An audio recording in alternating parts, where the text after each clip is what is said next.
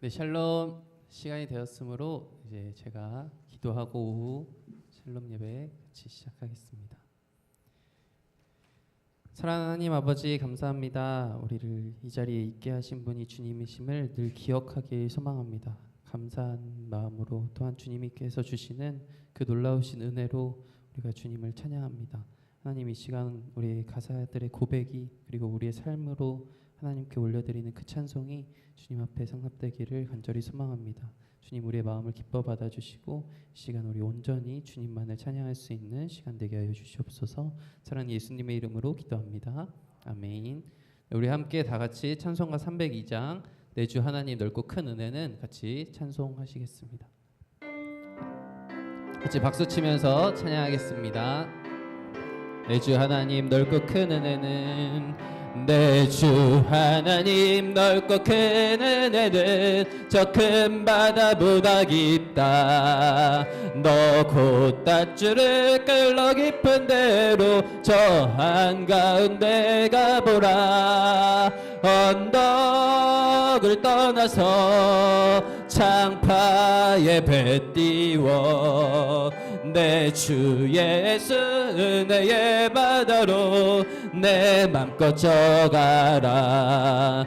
왜 너 인생은 언제나 거기서 저 큰 바다 물결 보고 그 밑 모르는 깊은 바닷속을 한번 헤아려 안 보나.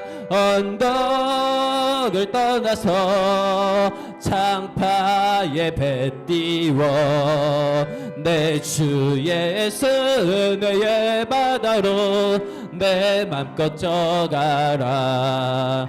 많은 사람이 얕은 물가에서 저 큰 바다 가려다가 찰싹거리는 작은 파도 보고 마음 약하여 못 가네. 언덕을 떠나서 창파에 배 띄워 내 주 예수 은혜의 바다로 네 1절 한 번 더 고백합니다. 내 주 하나님 내 주 하나님 넓고 큰 은혜는 저 큰 바다보다 깊다. 너 곧 닷줄을 끌러 깊은 데로 저 한가운데 가보라. 언덕을 떠나서 창파에 배 띄워 내 주 예수 은혜의 바다로 내 언덕을 떠나서 창파에 배 띄워 내 주 예수 은혜의 바다로 내 맘껏 져가라. 아멘. 이 시간 우리가 정말 주님의 은혜 안에 크고 넓은 은혜 안에 거할 수 있는 시간 되길 소망합니다. 우리 다음으로 소원이라는 찬양 같이 고백하겠습니다. 우리 삶의 작은 일에도 하나님의 마음을 알고 그분의 크심을 알며 그 깊은 길로 갈 수 있는 저희가 되길 소망합니다.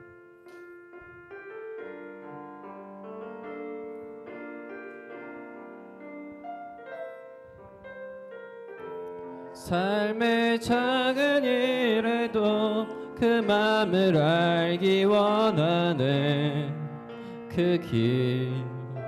그 좁은 길로 가기 원해. 나의 작음을 알고 그분의 크심을 알며 소망 그 깊은 길로 가. 한 번 더 고백합니다. 삶의 작은 일에도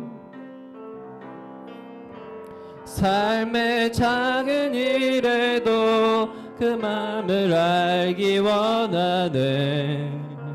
그 좁은 길로 가기 원해. 나의 작음을 알고 그분의 크심을 알며 소망 그 깊은 길로 가기 원하네. 네, 방금 이루었던 고백들이 정말 우리의 고백이 되길 소망합니다. 이 세상의 어떤 모습을 보더라도 좁은 길로 나아가는 그분의 크심을 믿음으로 나아갈 수 있는 저희가 되게 하여 주시옵소서. 저 높이 솟은 산이 되기보다 여기 오름직한 동산이 되길, 내 가는 길만 비추기보다는 누군가의 길을 비춰준 저 높이 솟은 산이 되기보다, 저 높이 솟은 산이 되기보다 여기 오름직한 동산이 되길, 내 가는 길만 비추기보다는 누군가의 길을 비춰준다면,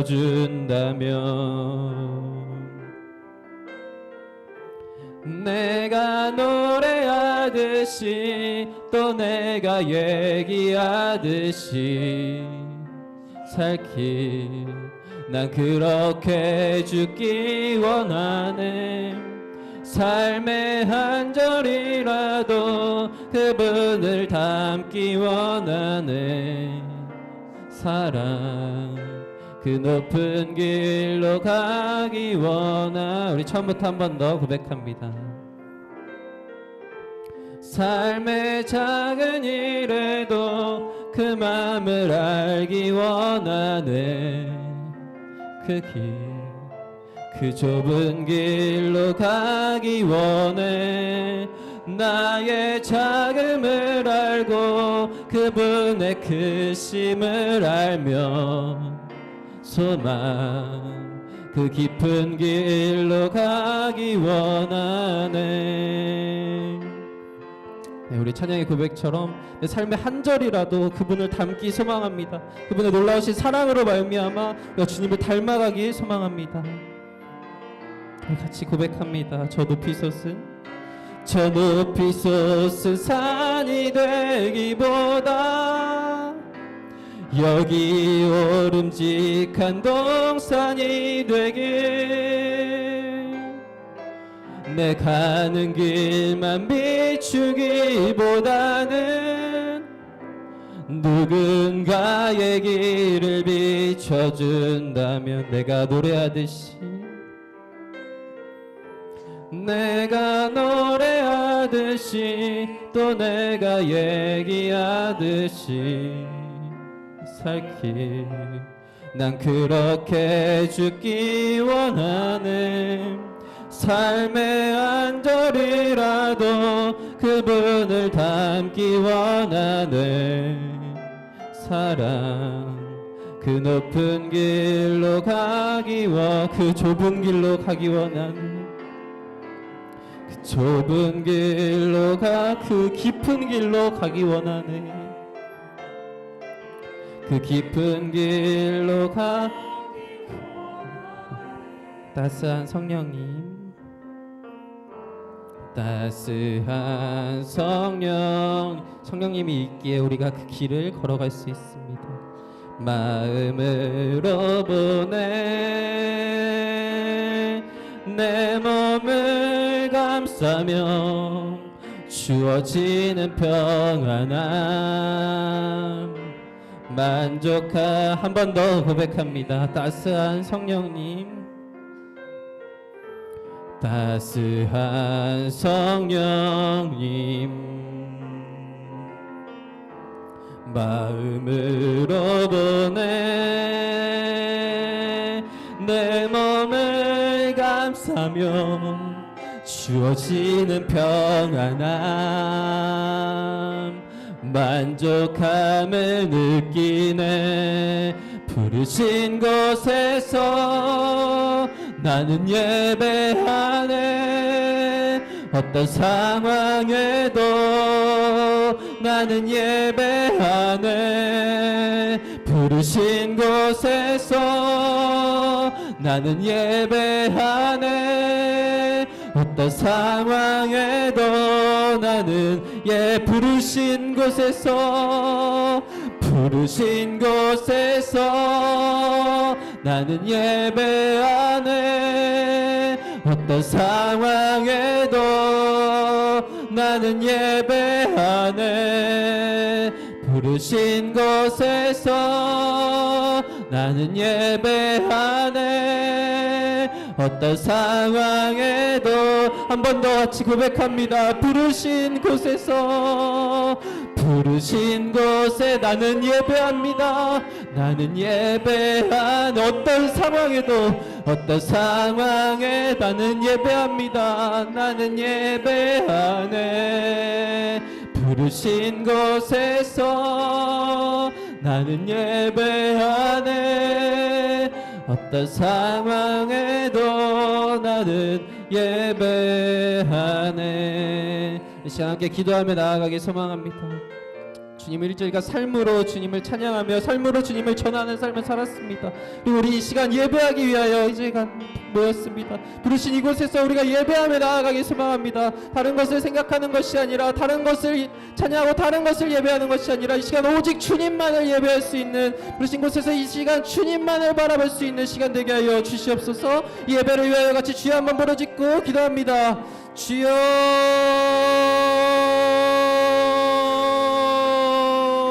아버지 주님, 주님의 놀라우신 그 사랑으로 말미암아, 그 사랑과 진리로 말미암아 아버지 우리가 이 자리에 있음을 고백하며 나아갑니다. 아버지 주님, 부르신 곳이 우리가 이 자리에 아버지 우리가 이 예배 시간 또한 우리의 삶자리에서 아버지 주님 우리는 예배하며 나아갑니다. 우리에게 때로는 폭파와 때로는 시련이 닥칠지라도, 아버지 주님 때로는 유혹이 닥칠지라도, 아버지 주님 우리가 어떤 상황 속에서도 주님을 예배하며 나아갈 수 있는 자들이 되길 간절히 소망합니다. 주여 예배합니다. 하나님만을 예배합니다. 아버지 주님 이 시간 홀로 영광 받아 주시옵소서. 아버지 주님,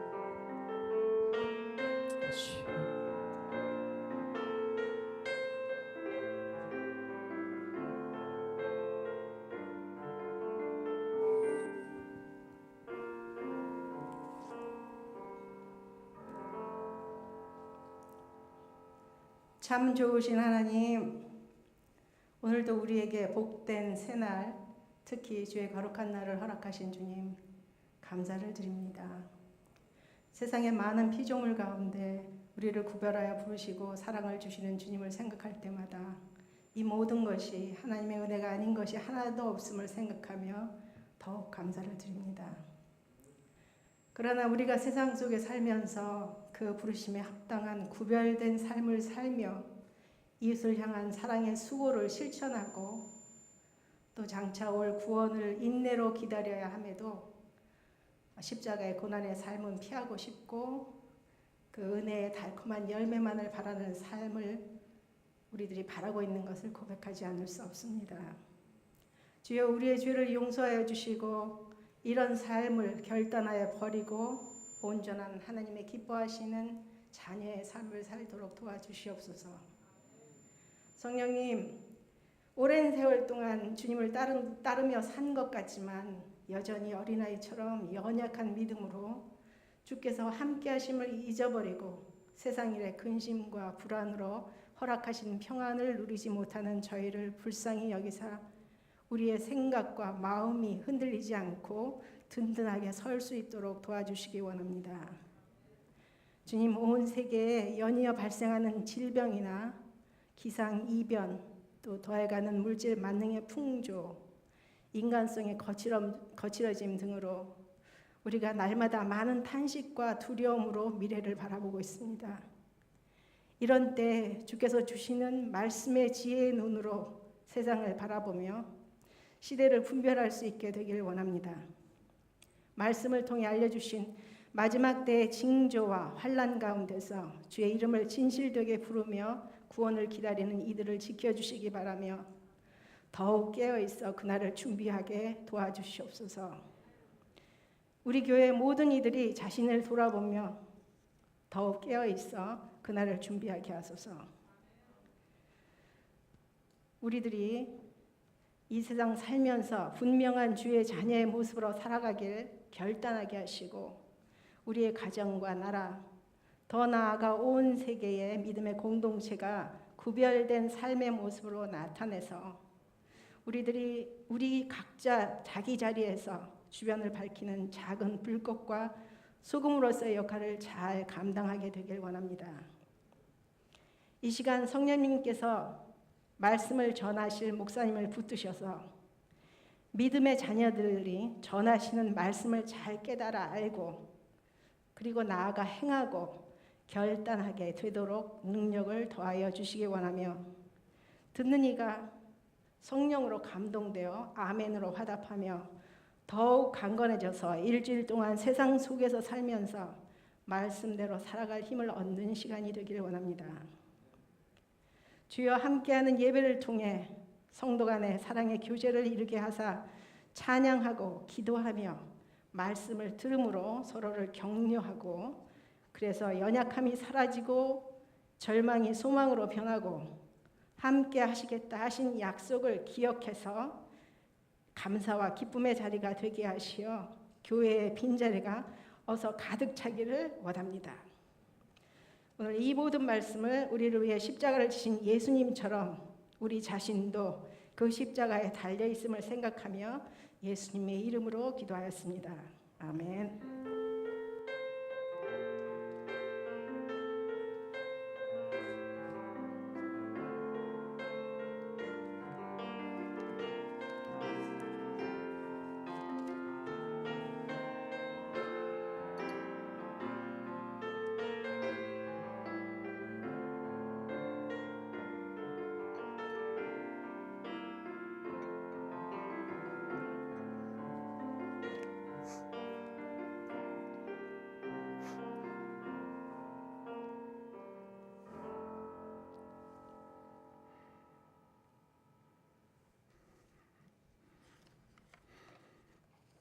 하나님 말씀 보시죠.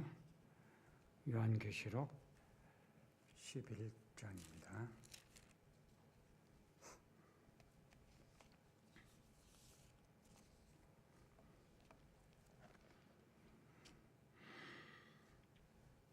(14절까지) 제가 읽겠습니다. 또 내게 지팡이 같은 갈대를 주며 말하기를 일어나서 하나님의 성전과 제단과 그 안에서 경배하는 자들을 측량하되 성전 바깥 바닥은 측량하지 말고 그냥 두라. 이것은 이방인에게 주었은즉 그들이 거룩한 성을 42달 동안 짓밟으리라. 내가 나의 두 증이 내게 권세를 주리니 그들이 굵은 베옷을 입고 1260일을 예언하리라. 그들은 이 땅의 주 앞에 서 있는 두 감람나무와 두 촛대니 만일 누구든지 그들을 해하고자 하면 그들의 입에서 불이 나와서 그들의 원수를 삼켜버릴 것이요 누구든지 그들을 해하고자 하면 반드시 그와 같이 죽임을 당하리라. 그들이 권능을 가지고 하늘을 닫아 그 예언을 하는 날 동안 비가 오지 못하게 하고 또 권능을 가지고 물을 피로 변하게 하고 아무 때든지 원하는 대로 여러 가지 재앙으로 땅을 치리로다. 그들이 그 증언을 마칠 때에 무적행으로부터 올라오는 짐승이 그들과 더불어 전쟁을 일으켜 그들을 이기고 그들을 죽일 터인즉 그들의 시체가 큰 성 길에 있으리니 그 성은 영적으로 하면 소돔이라고도 하고 애굽이라고도 하니 곧 그들의 주께서 십자가에 못 박히신 곳이라. 백성들과 족속과 방언과 나라 중에서 사람들이 그 시체를 사흘 반 동안을 보며 무덤에 장사하지 못하게 하리로다.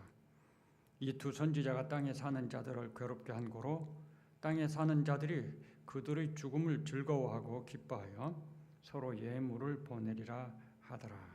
3일 반 후에 하나님께로부터 생기가 그들 속에 들어가며 그들이 발로 일어서니 구경하는 자들이 크게 두려워하더라. 하늘로부터 큰 음성이 있어 이리로 올라오라 함을 그들이 듣고 구름을 타고 하늘로 올라가니 그들의 원수들도 구경하더라. 그때에 큰 지진이 나서 성 10분의 1이 무너지고 지진에 죽은 사람이 7천이라. 그 남은 자들이 두려워하여 영광을 하늘의 하나님께 돌리더라. 둘째 화는 지나갔으나 보라 셋째 화가 속히 이른도다. 아멘. 11장을 가지고 지금 여러 번 말씀을 드리죠. 앞으로도 여러 번 말씀을 드려야 될 것 같아요. 그런 점을 지루하다 생각하실 수도 있을 텐데 양해하시고, 이 11장을 이해하는 것이 정말 중요해요. 그래서 할 수 있는 한 그런 것들을 놓치지 않고 말씀을 드려보려고 하거든요. 이 설교라는 게 참 이상해서요. 준비가 완벽하게 잘 되는 시간이 없는 것 같아요. 저 나름대로 정말 열심히 묵상하고 또 생각하고 설교를 작성하고, 근데 오늘은 다른 때 같지 않게 이렇게 교회에 오는 차 속에서 또 다른 생각을 주시는 거예요.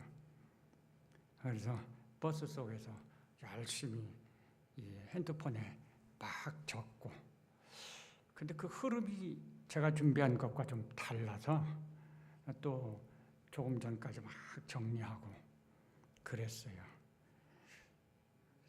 그렇게 해놓고 보니까 이거 어떻게 해야 될지 모르겠어요. 아까 맨 마지막에 부른 찬양이 저의 마음에 상당히 위로가 되고 힘이 되었습니다. 참 감사하다 생각을 합니다. 성령께 맡기고 제 입술을 주장해 주시고 성령께서 하시고 싶은 말씀들을 하게 해달라고 이렇게 기도도 또 아까 그렇게 해주셨던 것 같아요. 오늘 딱 받게 감사드리고요. 사실 이 오늘 두라는 글자 하나를 가지고 설명을 할 거거든요. 좀 후회스럽기도 해요. 이 두라는 글자 하나 이거 그냥 무시하고 넘어가도 되는데, 그렇다고 누가 뭐 그거 따질 거 아닌데 왜 이걸 갖다가 말씀을 드리려고 이렇게 붙잡고는 이 고민을 하나, 그런 생각도 했습니다. 근데 이 두라는 글자가 중요한 이유가, 우선 우리 주변에 이단들이 요거를 잘 이용을 해요. 두 증인, 두 감람나무, 두 촛대. 그런데 그 잘못된 사람들의 주장을 살펴보면 자기들이 자기가 그 둘 중에 하나라는 거죠. 두 증인. 그 중에 하나는 예수님이시고 그리고 하나는 다다. 이런 주장들을 많이 해요. 그래서 우리가 이 두라는 것에 대해서 좀 더 생각을 하고 우리의 마음속에 정말 성령께서 주시는 그런 깨달음을 갖지 않으면 거기에 대해서 반박할 수가 없고 미혹받을 수도 있다는 현실이 그런 거거든요. 요즘에 일간지에 보면은 아주 드러내놓고 홍보하고 광고하는 가짜들이 크게 세 종류가 있더라고요. 하나는 저 과천의 여자 교주, 신문에 한쪽 면을 다 차지하고 일주일에 한 번씩 그 많은 글을 논리적으로도 받지 않고 성경적으로도 받지 않는 글을 써서 올리거든요. 그런데 최근에 몇 주 동안은 아주 노골적으로 마각을 드러냈어요. 예수가 사탄 편이라는 거죠. 옛날엔 그렇게 그런 표현은 안 했는데 요 얼마 동안은 계속 아주 노골적으로 예수를 부인합니다. 이제 그 마각이 아주 분명하게 선명하게 지금 드러내고 있는 거거든요. 최근에 신천지 요한계시록 강해한다고 지금 신문에 광고하는데 재미있는 게 뭐냐면요. 제가 얼마 전에 이 성경의 역사와 흐름을 통해서 이 세상 역사가 두 부류로의 구분이다. 역사를 그렇게도 볼 수 있다고 말씀드렸잖아요. 근데 거기도 그런 말을 하더라고요. 근데 그걸 주장하는 근거가 조금 달라요. 저는 범죄 때 그 악의 씨, 사탄의 씨가 뿌려졌을 가라지를 뿌리고 갔을 가능성이 있다. 그래서 가인과 아벨을 두 겹으로 설명을 했잖아요. 근데 거기는 어떻게 설명했냐면 그 생명나무와 선악을 알게 하는 두 개의 나무가 있었다. 여기에서부터 두 부류가 나왔다라고 설명을 하더라고요. 만일 그렇게 설명하면 어떤 문제가 나오죠? 그 생명나무와 선악을 알게 하는 나무를 누가 만드셨어요? 하나님이 만드신 거죠. 그러면 두 부류라고 하는 게 애당초 하나님이 만들어 놓은 거잖아요. 그러니까 그건 있을 수 없는 설명이에요. 잘못된 설명이고. 그런데 어쨌든 그렇게 설명하는 걸 봐요. 노골적으로 아주 이제 나오고 있더라고요. 요즘에 또 하나 광고가 많이 나오는 것은 지금은 사랑 시대가 도래하였다. 사랑을 모르는 자, 사랑을 하지 않는 자는 하나님을 모르는 자다. 하나님이 없는 자다. 그렇게 종종 상당히 자주 이렇게 광고 밑에 하단에 광고에 나와요. 지금은 사랑 시대가 도래하였다. 요한 1서의 구절을 인용해 가지고 그래요. 근데 그 사랑 시대가 도래하였다고 하는 것은 우리가 분별을 해야 되는데요. 사랑은 하나님이다. 이렇게 말하는 것과 하나님은 사랑이시다. 이렇게 말하는 것은 같은 말입니까? 틀린 말입니까? 어떻게 생각하세요? 이걸 분별하면 그 사랑 시대가 도래하였다라고 하는 그 말이 틀렸다는 걸 우리가 이해할 수가 있어요. 근데 혹시 사랑은 하나님이다라는 말과 하나님은 사랑이시다라고 하는 말을 그게 분별을 잘 하기 어려우면 조금 시험에 빠질 수도 있어요. 분명히 그건 다른 말입니다. 그 두 표현 서로 다른 거예요. 설명을 하자면 사랑은 하나님이라는 것은 사랑이 하나님인 거죠. 하나님은 사랑이시다라고 하는 것은 하나님에게는 여러 가지 속성이 있는데 사랑은 그 중에 하나님이 가지신 속성인 거죠. 의미가 다르죠. 사랑이 하나님, 바로 하나님 자신이라고 하는 것과 사랑이 하나님의 속성 중에 하나라고 하는 것은 전혀 다른 소리입니다. 사랑 시대가 도래하였다고 하는 사람들의 주장은 사랑이 하나님이라는 거예요. 그래서 사랑하지 않으면 믿음이 없는 거고 하나님이 없는 거고 그렇다는 거죠. 자, 이렇게 예수님은 징조 때에 이 가짜들이 많이 나온다고 그렇게 말씀하셨어요. 근데 우리가 자연재난들이 옛날과 좀 더 달라졌다고 하는 것을 느낄 수 있는 것처럼 이 가짜들의 행보도 조금은 달라지고 있는 것 같아요. 좀 더 노골적이다, 적극적이다. 이게 뭘 의미하죠? 그만큼 끝으로 가고 있다. 때가 가까워지고 있다라는 거죠. 가짜들이 노골적이 되고 힘을 얻고 파워를 가지고 우리에게 도전해 오는 것은 바로 그런 상태를 보여주는 하나의 모습이기도 한 것입니다.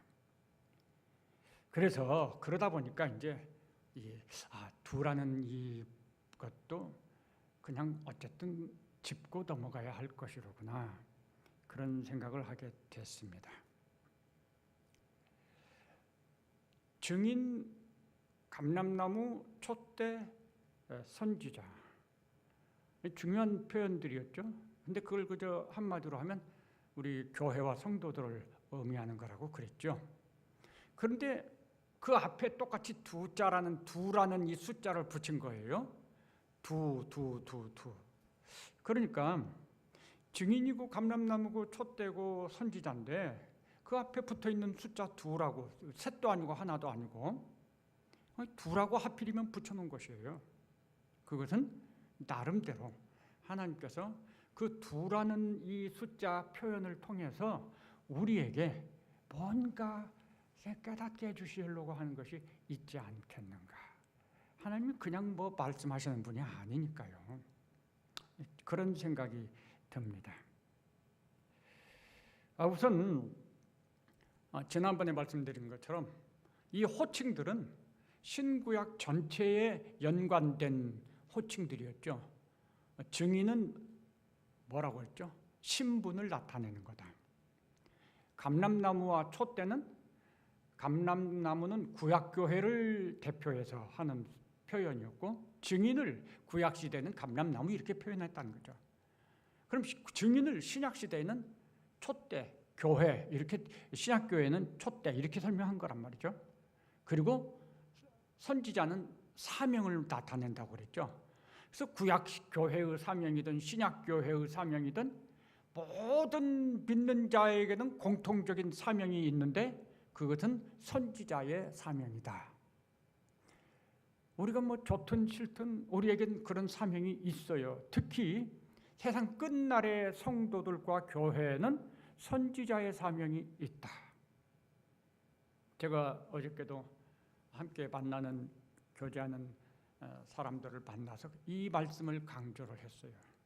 우리는 선지자다. 우리에게 주어진 모든 시간과 장소와 사람들 앞에서 선지자가 되어야 된다. 그렇게 강조를 했습니다. 우리는 선지자의 사명을 모두가 다 같이 가지고 있는 거예요. 그러니까 그 앞에 붙어있는 2라고 하는 이 숫자도 성경 전체적인 흐름과 연관이 있다고 생각하는 것이 맞겠죠. 왜냐하면 호칭들이 그런 것이니까. 그래서 우리가 이 2라는 것을 이해함에 있어서는 성경 전체적인 관점에서 이것이 어떤 의미를 우리한테 가르쳐 주려고 하고 있는가, 요거 한번 생각해 봐야 되는 거예요. 또 하나, 증인과 감람나무, 촛대, 선지자는 증인을 뭐라고 했냐면요, 주 앞에 서 있는 사람 증인으로 설명을 했거든요. 그 말은 하나님의 일꾼들이라는 거예요, 성도들은. 그러니까 2라는 것도 자연스럽게 그 하나님의 일꾼에 해당이 되는 거죠. 그러면 쉽게 생각하면 하나님의 일꾼 2인 거예요. 근데 과연 이게 2이라고 하는 제한된 숫자를 의미하는 것이냐? 이제 그걸 그런 식으로 잘못 이해하니까 개인이 내가 그 2 중에 하나다, 이런 엉뚱한 소리를 하는 거죠. 근데 저는 그건 정말 잘못된 견해라고. 왜냐하면 이 호칭들이 전부 교회와 연관된, 성도들과 연관된 전체 그런 것이기 때문에 2이라는 이 숫자도 개인에게 적용하면 안 된다고 봐요. 역시 이것도 전체 성도들과 연관된 표현인데, 그런데 의미로 볼 때는 호칭에서 살펴본 것처럼 주 앞에 선 일꾼이거든요. 근데 그 2도 주 앞에 선 일꾼을 의미하는 거예요. 그럼 왜 2이냐? 대표성을 가진 거죠. 2이라고 하는 것은 모든 공동체나 사회의 가장 기초 단위 숫자입니다. 2로부터 시작하는 거잖아요. 근데 이게 대표적인 숫자인 거예요. 2은 사실 전체 공동체를 의미한다고 할 수 있는 거예요. 자, 그런 관점에서 조금 설명을 드려보겠습니다. 우선 이 2라는 숫자, 성경 전체적으로 보면 하나님의 일하시는 방법과 연관이 있구나, 그런 생각을 하게 됩니다. 하나님이 일하시는 것을 크게 3가지를 성경에서 우리가 이렇게 크게 3가지를 정리해서 말씀드릴 수 있는데요. 우선 하나는 창조 사역에서 볼 수 있습니다. 창세기 1장을 보면 하나님께서 특히 사람을 창조하실 때 어떤 표현을 쓰냐면 우리라는 표현을 써요. 우리가 우리의 형상을 따라서 사람을 창조하자는 거죠. 그 우리가 누굴까요? 하나님과 성부 하나님, 성자 예수님, 성령 하나님, 삼위일체 하나님이 사람을 창조하실 때 의논하셨다는 거죠. 함께 역사하셨습니다.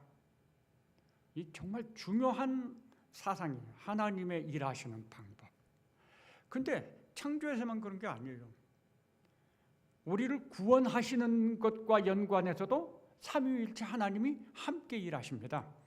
그것을 가장 잘 보여주는 것이 에베소서 1장의 말씀이에요. 아마 지난 주간 동안에 살펴보셨을 것 같아요. 에베소서 1장에는 하나님의 경륜에 대한 게 나와 있어요.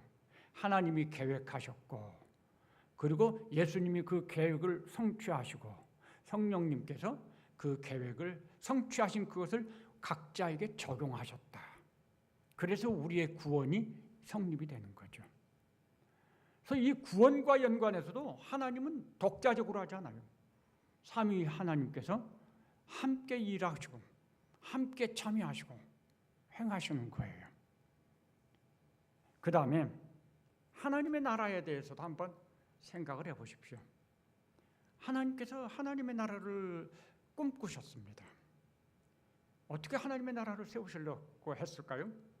사람을 하나님의 형상으로 창조하시고, 그런데 그 사람을 남자와 여자로 창조하시고, 그렇게 창조한 남자와 여자를 만나게 하시고 인도하시고 결혼하게 하시고 가정을 이루게 하시고 자녀를 생산하게 하시고, 하나님의 형상 둘이 만나서 자녀를 낳으니까 그 자녀는 하나님의 형상의 자녀인 거예요. 그래서 이 자녀들이 대를 이어서 또 결혼하고 자녀를 낳아서 이 땅에 사람, 하나님의 형상을 이룬 사람들이 충만하게 되면 그게 하나님의 나라입니다. 이게 하나님의 시나리오예요. 하나님께서는 일하시는 방법이 그렇다는 거예요.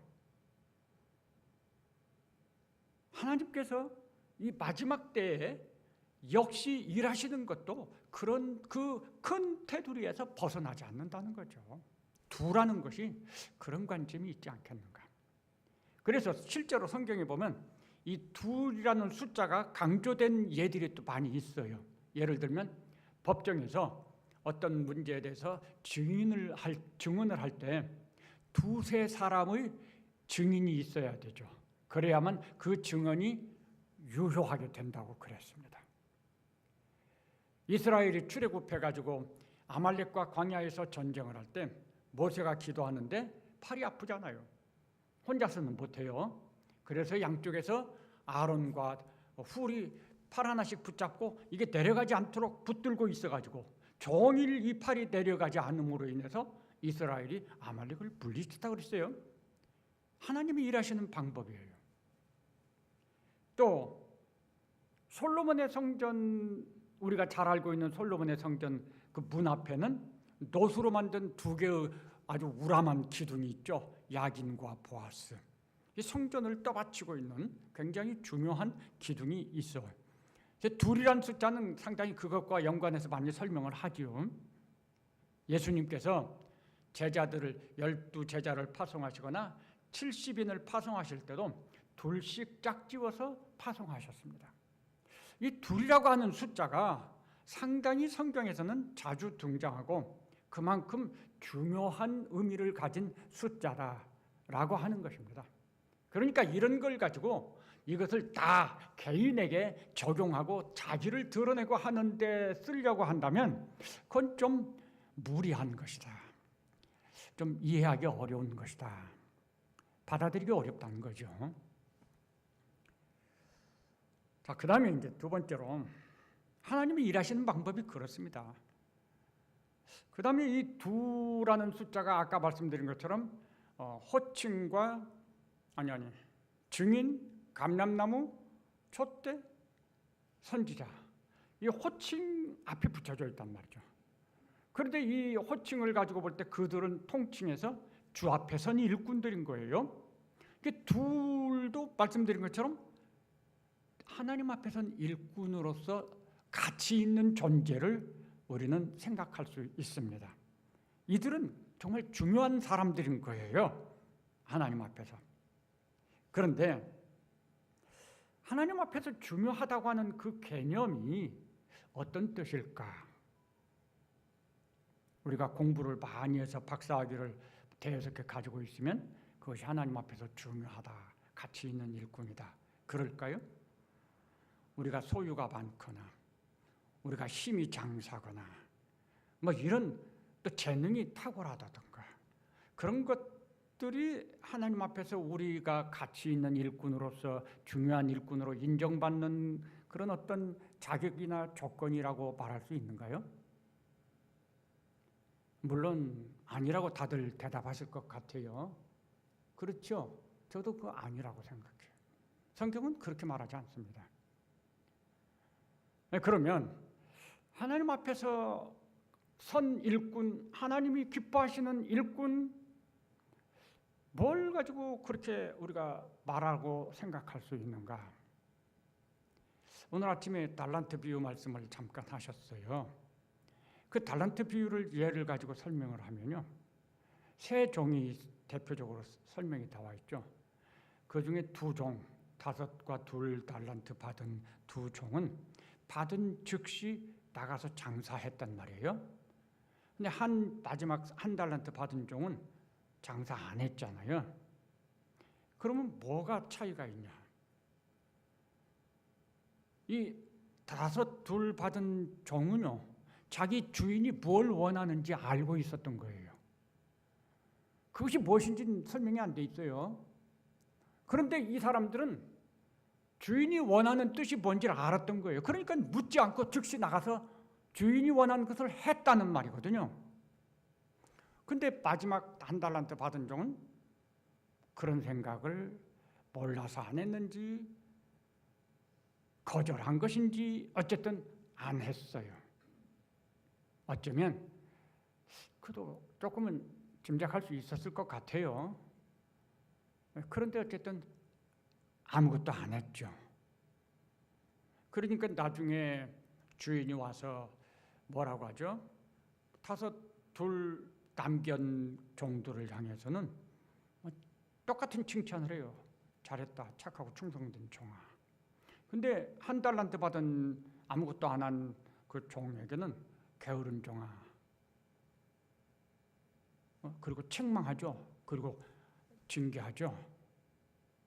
자, 그럼 뭐가 문제일까요? 이 게으른 종아라고 한 호칭을 받은 이 종이 세상적으로 유명하지 않고 막 정말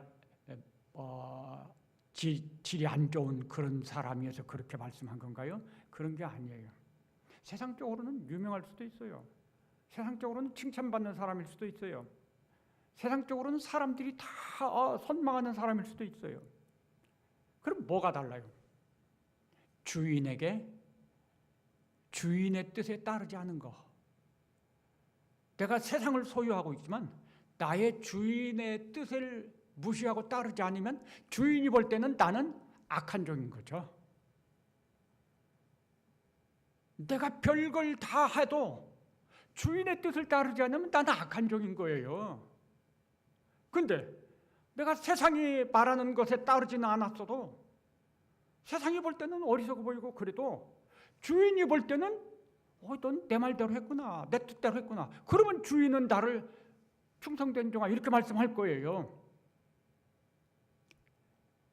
가치라고 하는 것은 내 주인이 나를 어떻게 인정해 주느냐에 따라서 결정이 되는 거지. 그렇죠. 중요한 건 우리 믿는 우리의 주인이 누구냐, 내가 누구 앞에 선 일꾼이냐 그거예요. 이 둘은 주 앞에 서 있는 일꾼들이란 말이죠. 이 세상에 우리가 수없이 많은 다양한 환경 속에서 다양한 일을 하고 다양한 어떤 그런 사람들을 만나고 있어요. 그것 자체가 우리의 사명이 아닌 거예요. 왜 우리가 그렇게 다양한 환경에서 다양한 사람을 만나고 다양한 일을 하느냐? 세상이 그렇게 다양하니까. 그래야지 그 다양한 사람들에게 제각각 이 효과 있는 그런 약이 있단 말이에요. 감기가 걸렸어도 똑같이 약을 쓰면 안 되죠. 어떤 사람은 위가 약하니까 똑같이 강한 약을 쓰면 위를 상하게 돼 있어요. 그러면 그 사람에게는 약의 성분을 조금 약화시키든가 아니면 위를 보호하는 것을 처방을 하든가 해서 줘야지 맞거든요. 개별적인 거예요. 이 세상에 그 다양한 사람들, 다양한 필요들을 하나님께서 그들을 아시고 그들을 인도하시고 그들 속에서 역사하기를 원하실 때, 빛을 비추시기를 원할 때 누가 가장 효과 있을까요? 같은 상황 속에서 일하고 같은 상황 속에 놓여 있고 같은 문제 속에서 고민해 본 사람, 그 사람이 아주 딱 적당한 거죠. 그래서 우리 성도들이 부자도 있고 가난한 자도 있고 평안한 사람도 있지만 문제 속에서 고민하는 사람도 있고, 하나님은 우리 미워서 그런 게 아니고 또는 참 차별 대우해서 그런 게 아니고 세상의 그런 다양한 필요에 각각 효과 있게 하나님을 증언할 수 있도록 우리들의 삶을 그렇게 다양하게 허락하시는 거예요. 우리가 그런 걸 알고, 하나님 나에게 주신 이 상황과 여건 속에서 내가 주님께 충성하겠습니다. 이게 주 앞에 선 일꾼의 자세인 거예요. 왜 내가 이렇게 내가 뭐 잘못한 거 있고 내가 무슨 뭐 능력이 없습니까? 내가 보니까 학교 다닐 때 맨날 커닝하던 내 옆에 있는 친구는 큰 교회 목사님이 돼가지고 막 교회가 그냥 엄청 번창하고 그때 하나님 난 그런 커닝 한 번 안 해봤는데 이거 뭐 좀 복을 주시지 뭐 이랬습니까? 이게 그런 게 아니라는 거죠. 그렇게 반응하기 쉽지요. 저도 옛날엔 그 문제 때문에 상당히 고민했어요. 이거 왜 이래야 되나?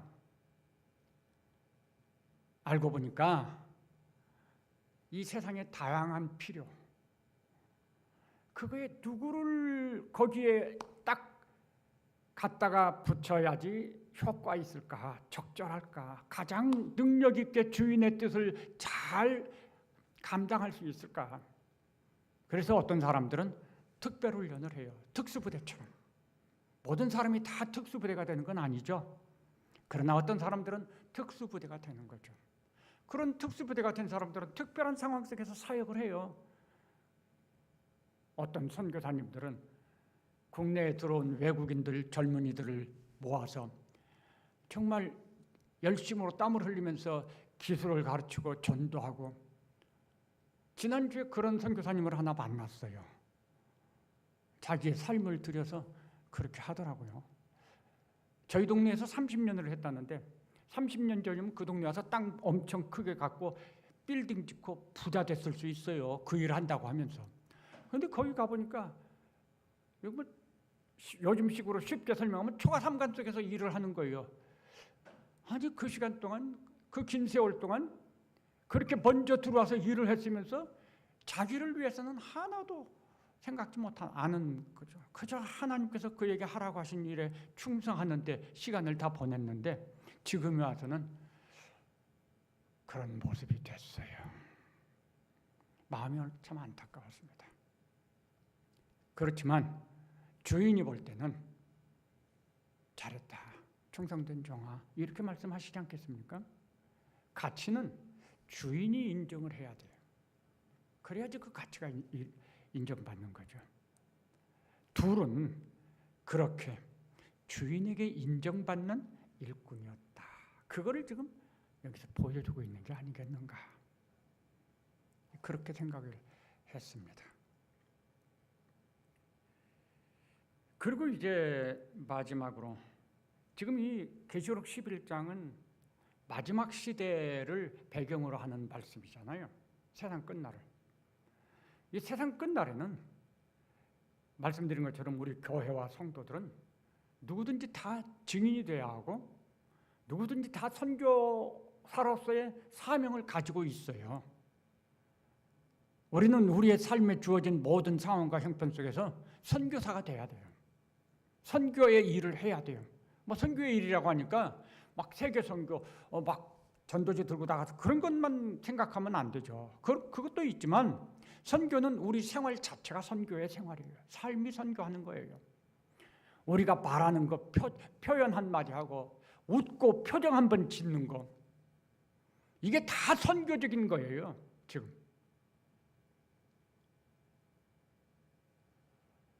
선교사의 사명을 감당을 해야 돼요.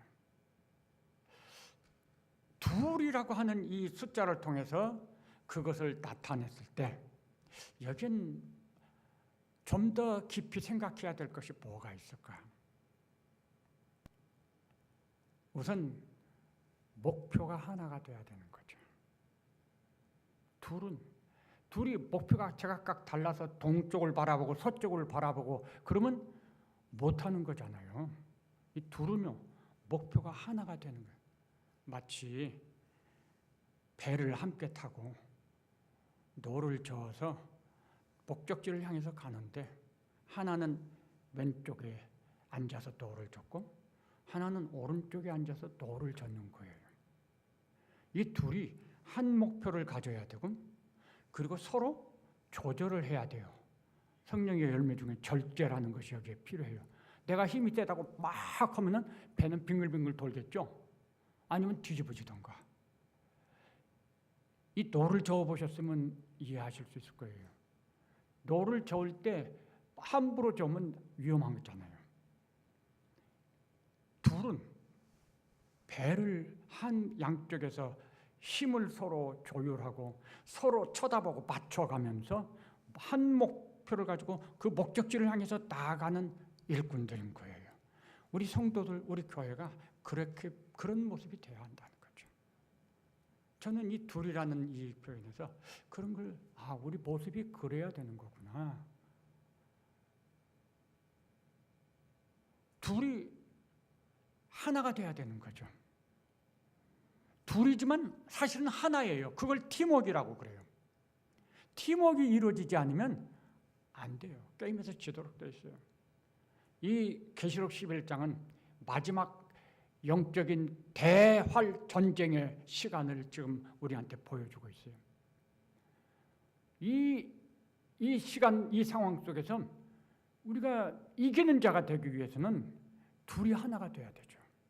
힘을 합해야 되고 그것을 에베소서에서는 서로 연합하고 상합하고 연결해서 그리스도의 장성한 분량에 이르는 걸로 설명이 되어 있습니다. 에베소서 4장이 이 둘과 연관해서 굉장히 중요한 내용들을 설명해 주고 있는 것 같아요. 둘이 하나가 돼야 된다는 것을 깨닫게 해주는 거죠. 하나가 되기 위해서는 어떻게 하나가 되죠? 얼마나 다양합니까? 에베소 4장 1절부터 3절, 4절에 보면은 우리가 서로 실수도 있고 잘못도 있을 수 있어요. 그런데 서로가 서로를 향해서 그런 문제가 나왔을 때 오래 참고 겸손과 온유로 하고 그리고 서로 용납하고 사랑으로 용납하고 그런 성령의 열매들이에요. 그게 다시 말해서 성령의 인도하심 속에서 성령께서 하나 되게 해주신 것을 힘써 지키라. 저절로 지켜지는 게 아니에요. 우리가 그 방향으로 생각하고 그 방향으로 가려고 노력하고 우리의 의지를 굴복시켜서 주님의 뜻을 따르겠습니다 하고 희생하고 그렇게 해서 힘써 지켜짐이 가능한 거예요. 그걸 안 하면은 지켜질 수가 없어요. 깨지기는 쉽지만. 둘이라고 하는 것을 어떻게 하나가 되게 유지하고 한 목표를 가지고 함께 달려나갈 수 있을까? 그게 에베소 4장 1절, 3절에 나오는 말씀인 거예요. 우리 그렇게 해서 하나가 되어야 된다. 우리 모두가 다 이 둘에 해당되는 일꾼들인 거예요.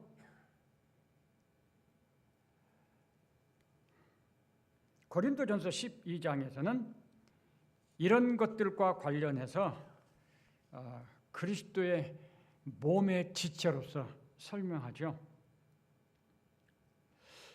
저는 이 부분을 자꾸 걸어오는데 차에서 내려서 걸어오는데 그런 질문이 하나 생각나는 거예요. 두 일꾼, 솔로몬의 성전의 그 두 개의 기둥 같은, 그래서 보통 이 둘을 기둥 같은 일꾼으로 설명들을 많이 하시거든요. 그래, 기둥 같은 일꾼 좋다. 그럼 기둥 같은 일꾼이란 어떤 사람들이냐? 자꾸 그 질문이 마음속에 떠올랐어요. 능력이 많아서 일을 잘해서 근데 그게 아닌 것 같아요. 기둥 같은 일꾼. 기둥 같은 일꾼, 그 주 앞에 선 일꾼이라고 하는 것은 저는 이렇게 표현하면 어떨까 싶어요. 하나님이 기뻐하시는 일꾼. 그러면 조금 의미가 이렇게 생각이 되는 것 같아요. 공동체로서의 고린도전서 12장에 보면 지체와 지체론, 지체의 관계인데 우리 몸으로 비유했죠. 우리가 자칫 잘못하면 나는 심장이니까 쫙 뽐내고 나는 눈이니까 없어서는 안 돼. 막 우월감을 가지고 그럴 수 있거든요. 공동체 안에서. 그리고 이 발가락이나 손가락에 해당되는 지체는 뭐 역할이 얼마나 큽니까?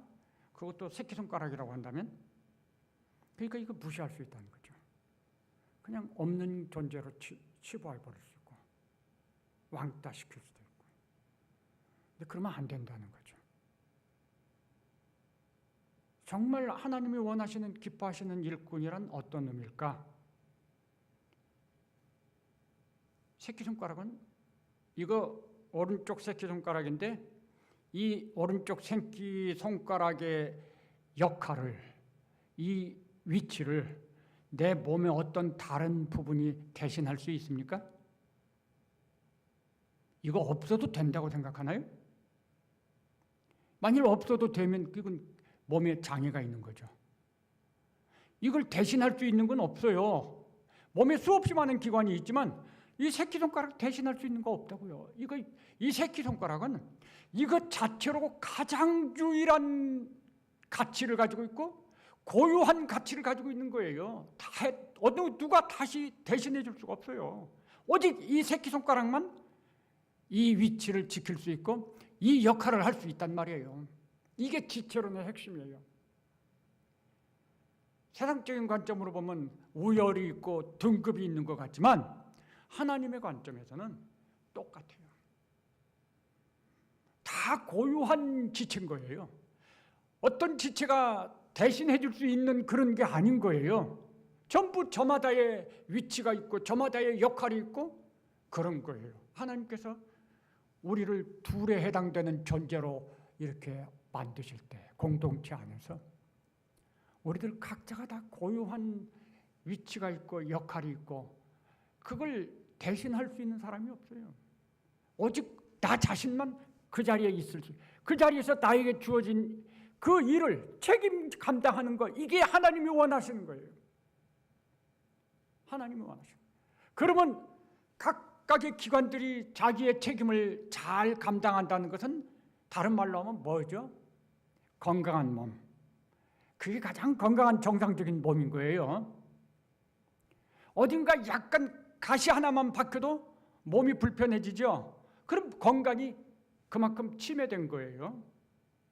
모든 지체가 전부 자기의 가치를 인정하고 또 다른 사람의 가치를 인정해주고 서로 존중하면서 그러면서 자기의 주어진 책임을 감당하는 것. 이게 하나님이 원하시는 정말 훌륭한 일꾼인 거예요. 나아가서 오른손가락이 다쳤어요. 그러면 다른 지체들이 너는 오른손가락이 새끼손가락이니까 네 문제야. 난 뭐 상관없어. 그러고 있으면 그게 정상적인 거 아니죠. 오른손가락이 다쳤지만 그것은 내 몸이 다친 거죠. 이런 개념. 이게 뭐죠? 그게 서로 섬김이, 배려하고 섬기는 거. 야, 너 어떡하? 좀 조심하라. 이런 게 아니죠. 이게 나의 아픔이에요. 이게 내 고통이고, 이게 내 문제고, 우리가 함께 이겨나가도록 그 과정에서 필요한 것이 주님의 법이죠. 갈라디아서 6장 1, 2절에 사랑의 주님의 명령하신 사랑의 법을 완수하라, 지키라는 거죠.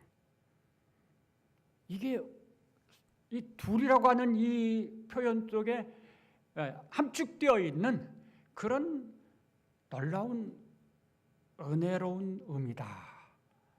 우리가 이 마지막 때 이 영적 전쟁의 최일선에 서서 어떻게 이 세상 상황에, 이 광야 같은 세상에서 부딪히고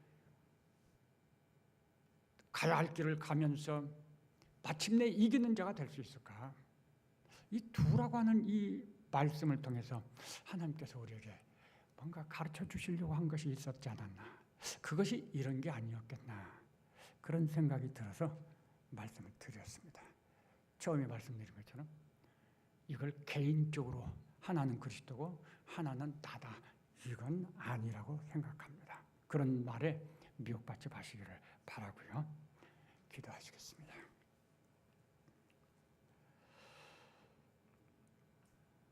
하나님께서 저희들을 오늘 이 두라고 하는 숫자를 통해서 얼마나 가치 있고 귀한 존재로 여기시는지, 또 우리에게 맡기신 그 사명이 얼마나 참 중요한 것인지, 그리고 무엇보다도 우리들 각자의 존재가 우리 하나님 앞에서 얼마나 하나님이 기뻐하시고 인정하시는 귀한 존재인지 생각했습니다. 우리가 이 세상에서 주어지는 모든 상황과 형편 속에서 하나님의 그 기뻐하시는 뜻을 생각하면서 우리의 삶을 주님께 헌신하고, 무엇보다도 나아가서 우리가 이렇게 공동체로 함께 모여서 하나가 되고 한 목표를 가지고 사역하고 서로 돕고 격려하고 교제하고 교통하면서 우리 하나님의 나라를 향해 동행해 나가는 이런 은혜를 저희들이 가지고, 그걸 통해서 우리의 삶이 더 풍성해지고 정말 주님과 함께 이렇게 동행해 가는, 주 안에 거하는 그런 맛을 보고 기쁨을 맛보고 풍성한 은혜를 맛보고, 그러면서 이 마지막 때 우리가 달려갈 길을 잘 달려갈 수 있는 은혜를 주시옵소서. 우리에게 주어진 사명을 기억합니다. 우리의 가정에서, 우리의 일터에서, 우리의 교회에서, 우리가 만나는 모든 사람들 앞에서 정말 주의 증인이고 선지자로서 사명을 감당하고 주인이신 주님 앞에 잘했다고 충성된 종이라고 칭찬받는 저희들이 다 되는 은혜를 주시옵소서. 무엇보다도 우리 성도들의 가정이 여기 말씀된 둘에 해당이 되는 믿음의 가정이 되고 일꾼의 가정이 되고 하나님을 기쁘시게 하는 그런 정말 아름다운 가정이 되는 은혜를 주시옵소서. 감사합니다. 예수님의 이름으로 기도합니다. 아멘.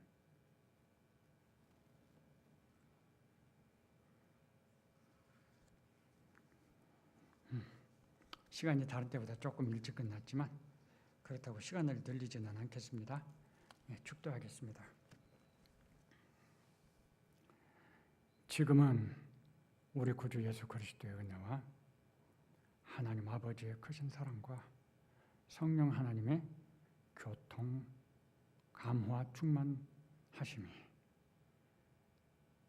오늘 주님 앞에서 주님이 기뻐하시는 일꾼으로 살 것을 다짐하고 또 소원하는 우리 모든 성도들과 또 우리 가정과 우리 교회 영원토록 함께 계실지어다. 아멘.